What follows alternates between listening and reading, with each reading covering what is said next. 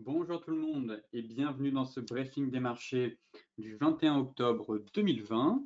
Avant toute chose, je vous laisse prendre connaissance de l'avertissement légal sur les risques.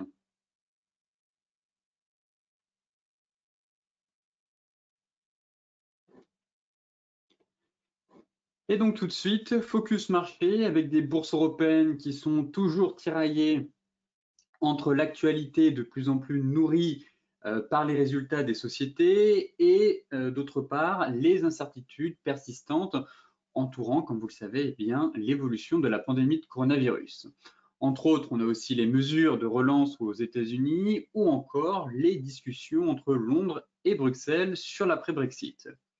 Alors, si les publications de résultats de la veille qui ont été globalement bien accueillies, les investisseurs restent quand même préoccupés par la multiplication des mesures de reconfinement de moins en moins partielles en Europe, que ce soit en Irlande, en Italie ou en passant par le Pays de Galles ou l'Espagne.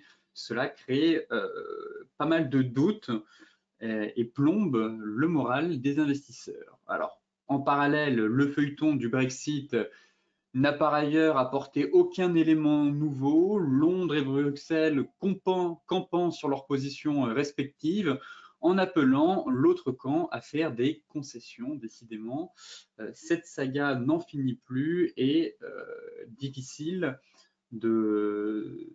d'imaginer qu'on va avoir un Brexit avec un accord d'ici la fin de l'année.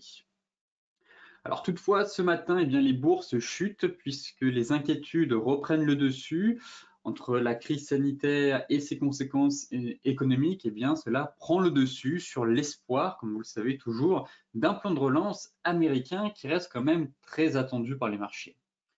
Côté US, eh bien, Wall Street a terminé en petite hausse hier, faisant preuve, on va dire, d'un optimisme modéré au sujet d'un possible compromis entre les élus démocrates et républicains sur de nouvelles mesures d'aide économique. La présidente, elle, démocrate de la Chambre des représentants, Nancy Pelosi, s'est dite optimiste hier quant à la conclusion d'un accord sur un plan de relance avec la Maison-Blanche. Donald Trump, lui, s'est dit prêt de son côté à accepter un plan à plus de 2000 milliards de dollars, soit environ 1860 milliards d'euros, le montant finalement réclamé par les démocrates. Donc, à voir si cela va aboutir d'ici les prochains jours. Enfin, les grands noms du secteur technologique ont pour leur part affiché une solidité à toute épreuve, à peine affectés par l'annonce du gouvernement américain d'une dizaine d'États de poursuites judiciaires contre Apple pour abus de position dominante.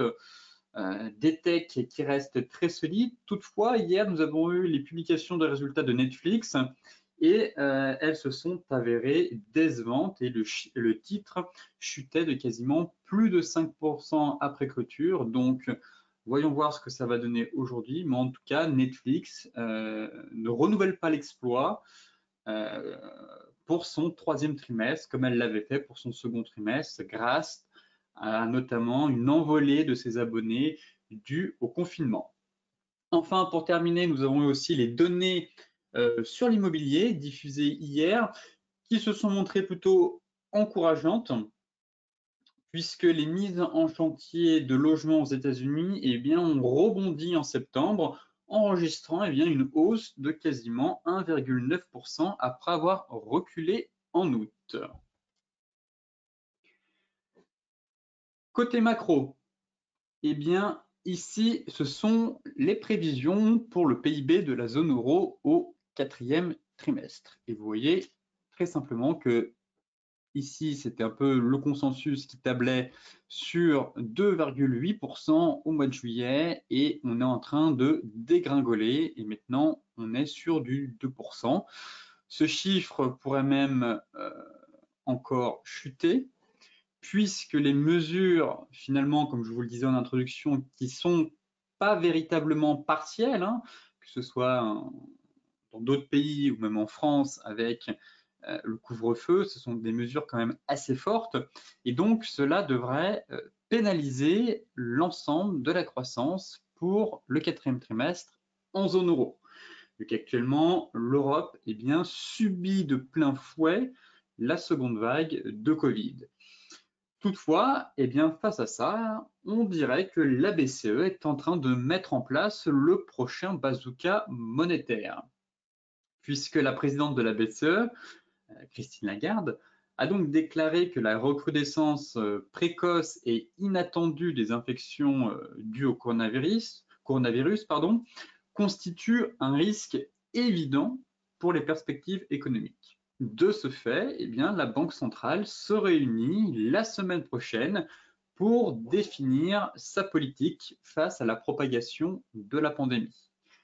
Donc, bad news is good news. Comme je vous le disais lundi, les investisseurs prévoient de nouveau quasiment 500 milliards d'aides supplémentaires dans son plan d'urgence pour faire face à la pandémie. Au bout d'un moment, les liquidités, ce ne sont pas elles qui vont permettre de résoudre le problème. En tout cas, c'est du gain de temps, mais c'est pas ça qui vaincra le coronavirus. Donc, tant qu'on n'a pas de vaccin, les banques centrales s'accrochent à leurs outils monétaires pour tenter de sauver les marchés, mais à moyen long terme, pas sûr que cela fonctionne à tous les coups. En parallèle, par contre, c'est la Chine. C'est la Chine qui reste très forte, croissance chinoise positive, plus 0,7.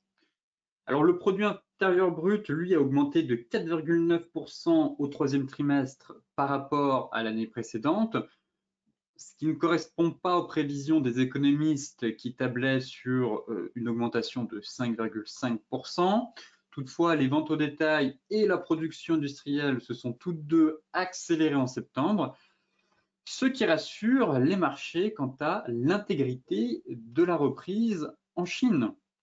Et enfin, ce graphique montre que l'expansion sur 3 trimestres fait passer le taux de croissance annuel à ce jour en territoire positif, puisque maintenant, la deuxième plus grande économie mondiale a regagné tout le terrain qu'elle avait perdu dans les premiers mois de l'année. C'est l'une des seules économies qui actuellement affiche une croissance positive sur l'année 2020 à plus 0,7. Et les experts s'attendent à ce que la Chine enregistre finalement une croissance de 1,9 voire 2% d'ici la fin de l'année sur l'année 2020. Donc, encore une fois, la Chine, là où tout a démarré, et finalement se relève plus forte que les autres nations et risque au final de menacer ses concurrents sur la reprise et pourrait même devancer, comme je vous le disais depuis maintenant plusieurs semaines, devancer les États-Unis et passer tout simplement première puissance économique mondiale.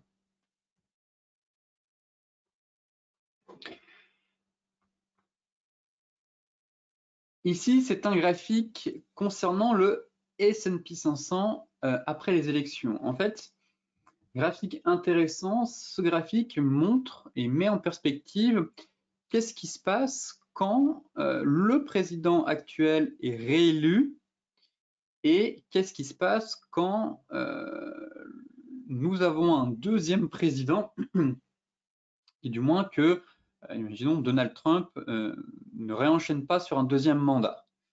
Eh bien, généralement, les marchés apprécient quand même la réélection du président, donc pour le coup ce serait Donald Trump, puisque sur le long terme, le S&P 500 réalise tout simplement une meilleure performance après les élections. Donc là, en moyenne, c'est un graphique qui montre les performances du S&P après les élections de 1950 à aujourd'hui. Et donc, si, hypothèse, mais de manière générale, lorsqu'un président est de nouveau réélu, vous voyez que le marché en moyenne enregistre une performance de plus 9,6%. Alors, qu'en cas de nouveau président, eh bien, les marchés, le S&P, lui, en moyenne, eh bien, reste positif, bien entendu, mais sous-performe légèrement, puisqu'on est sur une performance à 4,8%. Donc, encore une fois, intéressant de noter que les marchés aiment bien, lorsque les présidents effectuent un cumul des mandats. À long terme, cela n'a pas vraiment d'impact, comme je vous le disais. On a un léger impact, si vous voulez, de la performance, effectivement, quand on a des présidents qui enchaînent un mandat de 8 ans au total aux États-Unis.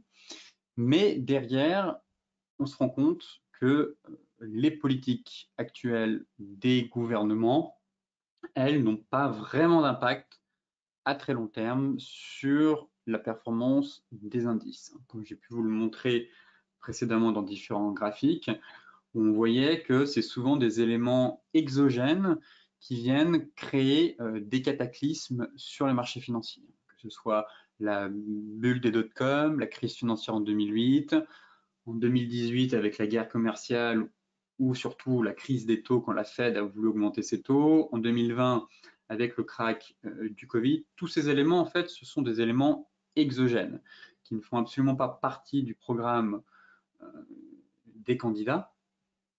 Donc, les marchés, généralement, corrigent violemment, enfin, enregistrent des pertes de plus de 20% sur des éléments qui n'ont aucun lien avec le programme des différents partis, que ce soit démocrates ou républicains. Toi, à court terme, les marchés, quand même, restent très tournés vers les liquidités, se focus essentiellement sur les annonces des banquiers centraux.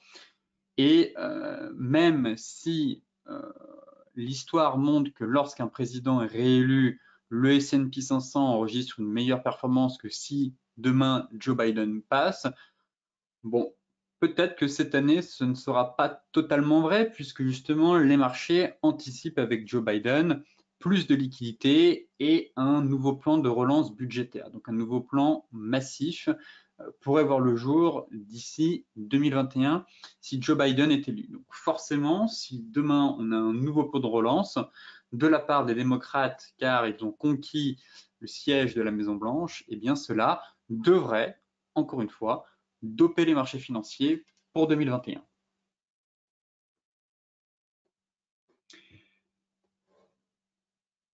Côté graphique, eh bien, on va s'intéresser au CAC 40 qui dévisse ce matin, toutefois qui reprend quand même un peu de la hauteur.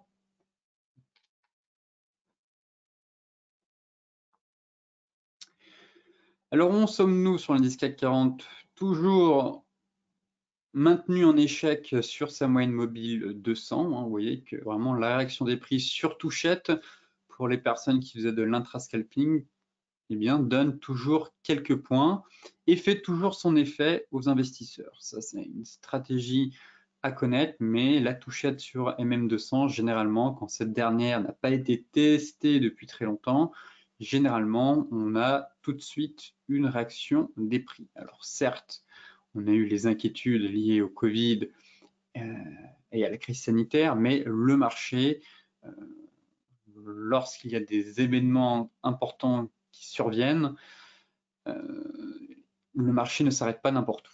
Donc là, comme par hasard, on était sur un niveau technique très important.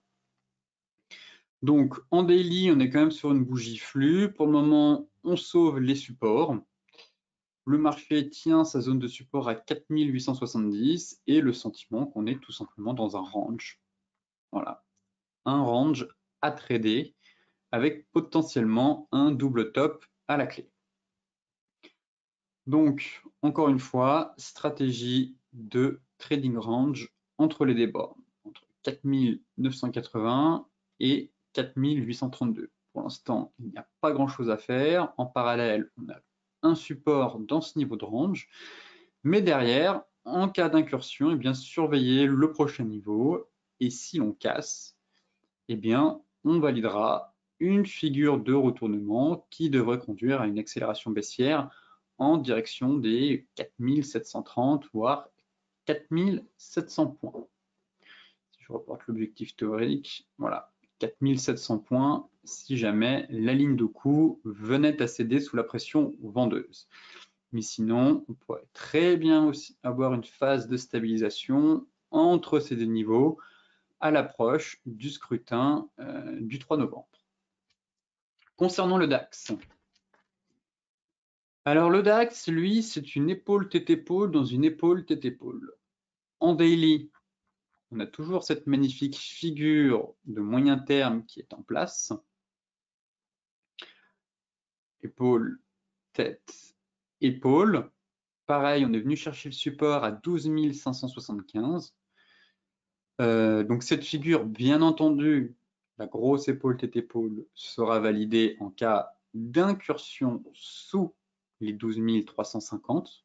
Pour le moment, elle n'est pas validée. Toutefois, en données 4 heures, je note une épaule tête épaule en cours de formation. Juste ici, encore une fois. Magnifique épaule, tête, épaule, ligne de coup à 12 575, 12 550. On peut aller la voir sur les futurs.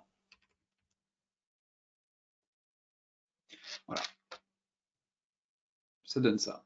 Sur les futurs, ce qui ressemble à peu près au CFD, vous devez logiquement avoir, vous aussi, cette configuration des prix. Donc, pareil, pour le moment, il n'y a absolument rien à faire.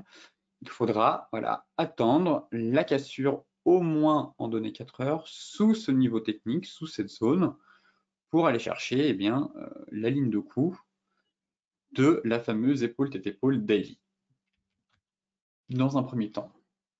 Donc, très clairement, ce beau niveau de support constitue une ligne de coup. Si ça casse, prochain palier à aller chercher, 12 350. Et là, par contre, même si l'objectif théorique est plus loin, là, par contre, on aura un vrai risque de dégringolade.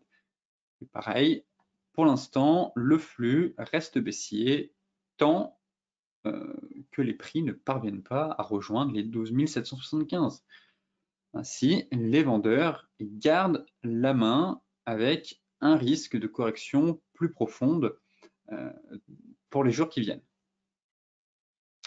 Le Dow Jones, toujours solide, teste son support. Finalement, c'est un range aussi qu'on a là en données 4 heures. Les futurs sont à peine, il me semble, voilà, à peine dans le rouge. Donc l'indice reste quand même très solide, toujours. Il ne parvient pas toutefois à aller chercher cette fameuse zone de résistance à 29 000 pour aller chercher la borne haute du range. Ça consolide. Pour l'instant, les acheteurs gardent la main. Ça commencera à devenir, je dirais pas dangereux, mais à s'essouffler si on enfonce véritablement cette zone de support avec la MM50.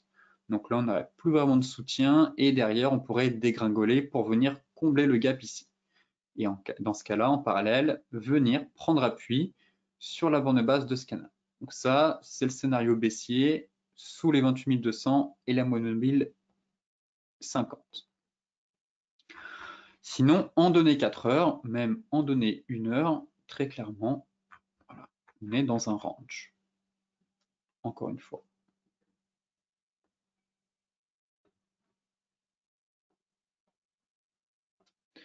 Donc, le range à trader juste ici. Donc, le marché pourrait très bien rebondir, sauf si cet après-midi, les investisseurs paniquent comme en Europe et derrière que c'est un dégringole. Toutefois, sur les futurs, pour l'instant, voilà, le niveau de support tient.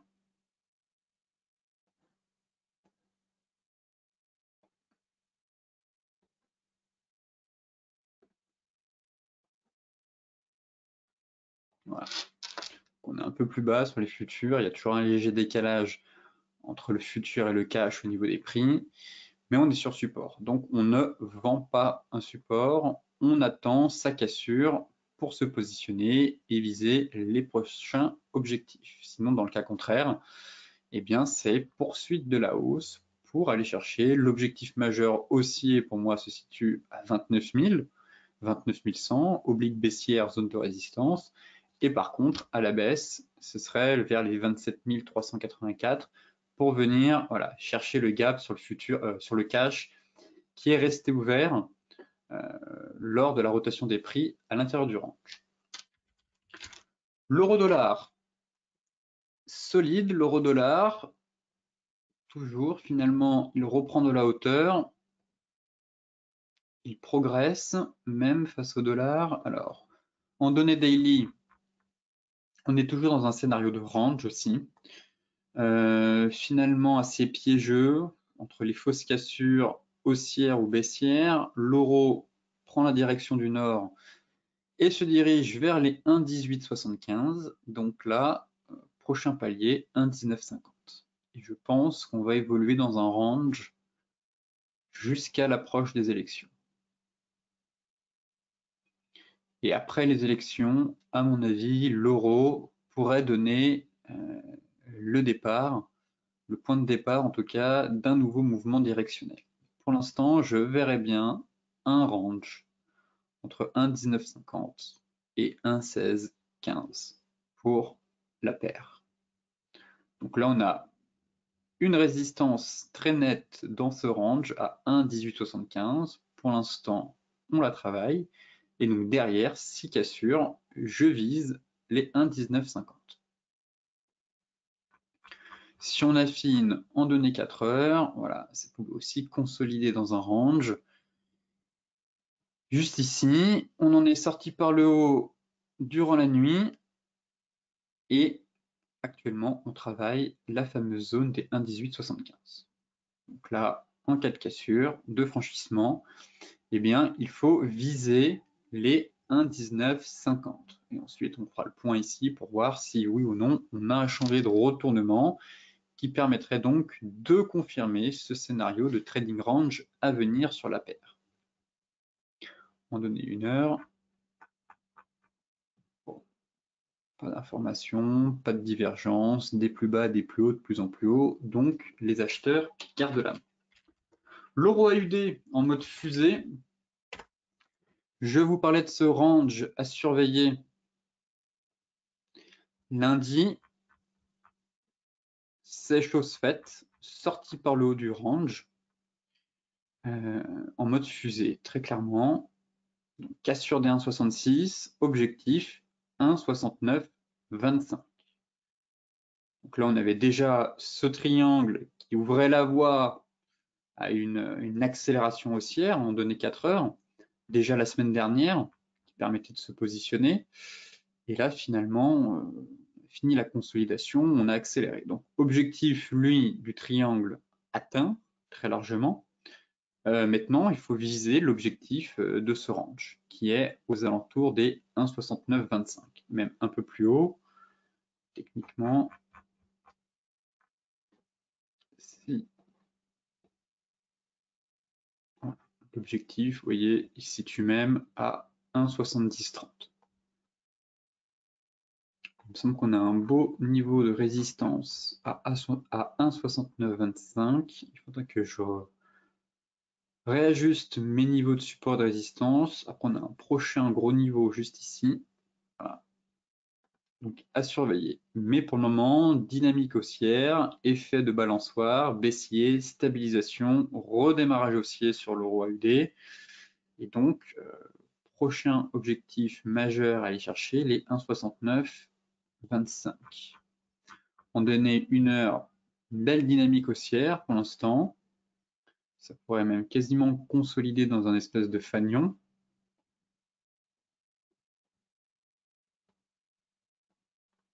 Donc à surveiller, les prix soutenus par la MM50. L'euro reprend son souffle et pourrait de nouveau déclencher une vague haussière pour accélérer vers sa prochaine résistance. L'AUD-USD.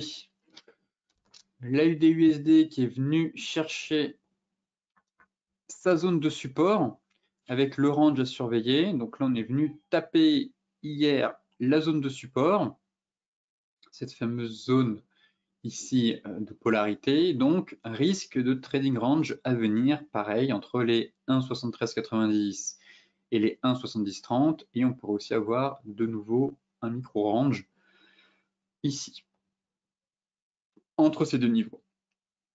Donc là, derrière, j'aime bien le fait qu'on soit venu chercher cette zone, qu'on soit venu la taper, et qu'on forme tout simplement une étoile du matin. Donc ici, on est en train de construire un chandelier de retournement. Ici, on avait fait un avalement. Là, on construit doucement une étoile du matin. Et en parallèle de ça, on confirme aussi une divergence haussière, comme la dernière fois, sur le bas. Donc, elle n'est pas aussi belle, étant donné que le bruit, vous voyez ici, est un peu haut. On est pile poil sous la ligne des 50. Donc, elle est validée. Toutefois, le bruit était un peu plus bas, donc ça permettait de rentrer un peu plus tôt en position. Mais l'histoire se répète. Finalement, on est dans un même scénario, divergence haussière aussi, avalement haussier, étoile du matin. Ici, on a quand même eu un bel avalement 4 heures qui permettait quand même d'affiner, disons, l'entrée en position sur cette paire.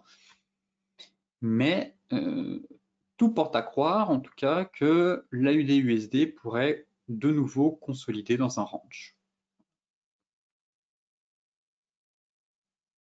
Ainsi, cela ouvre la voie tout simplement à une nouvelle rotation vers la prochaine zone. Là, on avait fait de l'excès haussier sous cette belle zone en rouge, c'est une belle zone aussi hebdomadaire de prix. Là, c'était un peu en mode bull trap, donc prochain niveau pour moi ce serait d'aller chercher les 0,72, prix rond, prix psychologique. Enfin, les matières premières.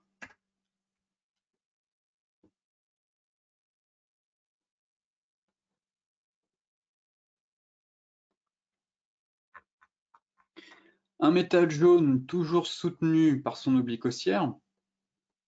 Donc, la dynamique est haussière en mensuel, en hebdo, en daily. Et elle est en train de reprendre même en données 4 heures. On a une belle phase de correction, sortie de biseau toujours. Et on a du mal à transformer l'essai, tout simplement. Donc là, on a même la moyenne mobile 50 qui vient se mettre à plat, on dirait une petite jaune, mais non, c'est une moyenne mobile 50. Et c'est elle qui forme le dernier obstacle à franchir pour accélérer, tout simplement. Donc même si on a cette sortie de biseau qui logiquement ouvre la voie à de nouvelles perspectives haussières, il serait préférable d'avoir le franchissement des anciens plus hauts historiques de 2010-2011. Pour rappel, c'est cette zone rouge. Et en parallèle, on casse la MM50. Comme ça, on est vraiment libéré de tout obstacle et les prix pourront accélérer en direction des 1973, puis 2015, et après, ce serait direction les plus hauts historiques. Mais en tout cas, pour le moment, les acheteurs gardent la main et ça semble plutôt bon pour le gold. Tant qu'on ne repasse pas sous l'oblique, tant qu'on ne repasse pas sous les 1880, il faut privilégier des achats dans le sens de la tendance. Du moins, se positionner dans le sens de la tendance. Éviter d'être à contre-courant, très important, surtout sur le gold, qui a quand même très clairement le vent en poupe depuis quelques semaines, voire quelques mois, et cela devrait perdurer au cours des prochaines semaines. En données 4 heures, voilà, je surveille la cassure des 1927, 1930. Pour l'instant, rien d'autre à ajouter en tout cas sur le gold. Le marché pétrolier maintenant, avec le Brent, mais il ne s'est pas passé grand-chose depuis lundi. On est toujours dans un range qui enferme un range, qui enferme un range. Finalement, ce n'est pas l'actif où il se passe de l'action, toujours pas en tout cas. Prisonnier, on est toujours au même stade en fait, rien d'autre à ajouter sur le Brent. j'attends soit un franchissement des 43,5. Dans ce cas-là, on irait chercher les 46. Sinon, pour l'instant, voilà, le niveau qui m'intéresse, c'est les 41,5. Cassure de ce niveau permettrait d'accélérer, en tout cas, sur de nouveau, de faire une belle rotation complète des prix vers la borne basse. Et sinon, à court terme, on a ce micro-range et il ne se passe pas grand-chose. On est en plein milieu, donc soit vous attendez de nouveau un retour sur ce niveau pour intervenir, soit la cassure du support pour tenter d'aller chercher la borne basse, en tout cas. En hebdomadaire, vous voyez, les bougies n'ont pas de corps, il se passe absolument rien. Un marché complètement léthargique depuis 2 semaines. Et donc, il faut aller là où il y a un peu de volatilité. On a quand même un VIX qui est à 30. Alors oui, des investisseurs qui se montrent prudents à l'approche des élections américaines, qui ne veulent pas prendre d'initiative, hein, que ce soit sur le marché action en renforçant les lignes de leur portefeuille.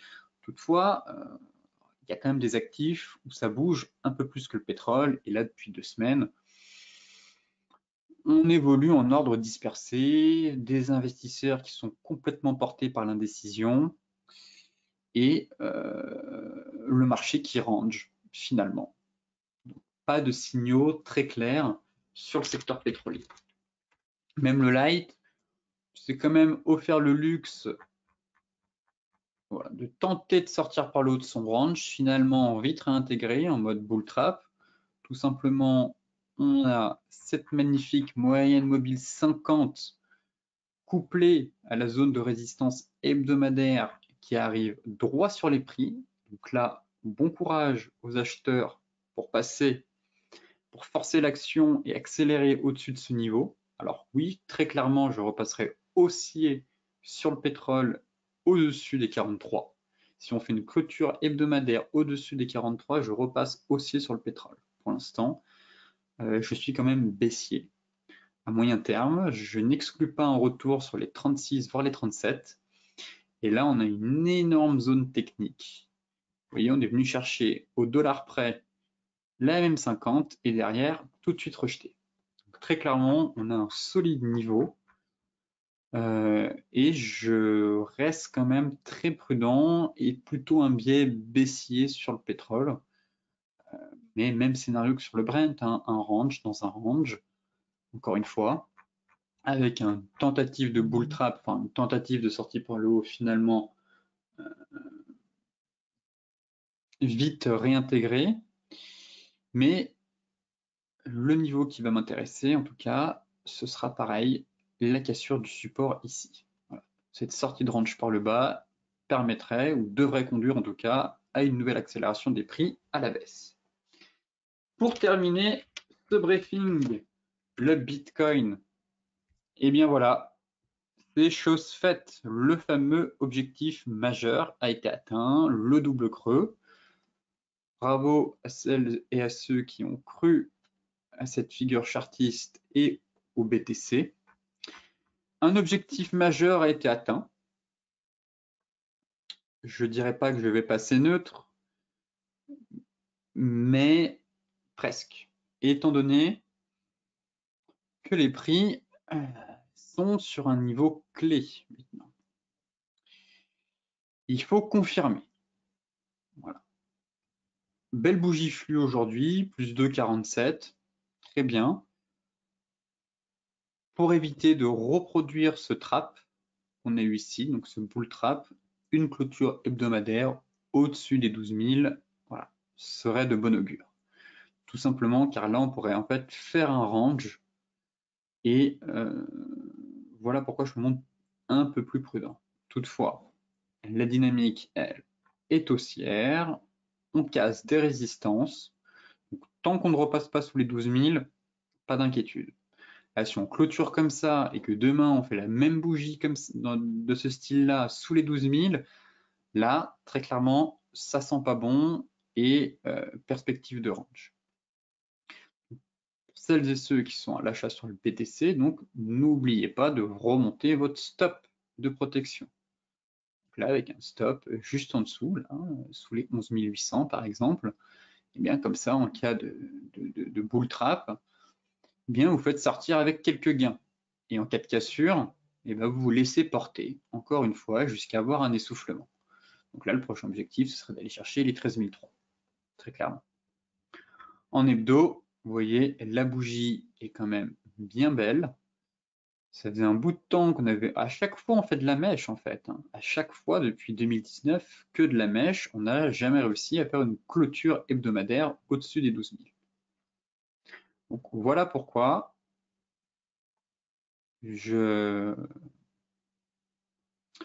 j'insiste sur la pertinence d'avoir une clôture hebdomadaire au-dessus de 12 000 pour aller chercher bien plus haut derrière. Parce que par le passé, on faisait des excès haussiers à chaque fois qui ont conduit à des signaux de retournement sur la crypto. Et donc là, ça semble bien parti, mais pour éviter de retomber dans ce piège-là, eh bien, la clôture hebdomadaire permettrait d'aller chercher un peu plus haut. D'où l'intérêt de remonter son stop.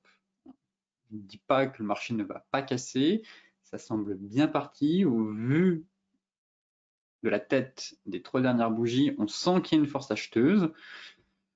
J'ai le sentiment que le marché va quand même casser cette résistance, mais d'où l'intérêt de remonter son stop au fur et à mesure pour éviter d'avoir un contre-pied au final du marché et de se faire avoir une deuxième fois. Mais en tout cas, la dynamique reste belle et je m'attends à ce que le BTC, effectivement, très clairement, réalise un nouveau plus haut annuel dans les prochains jours, voire prochaines semaines. Écoutez, ce briefing des marchés touche à sa fin. Comme d'habitude, je vous mets le lien du briefing dans la description de la vidéo. Je vous souhaite donc une excellente journée, de très bons trades et on se retrouve vendredi pour faire un nouveau point sur les marchés.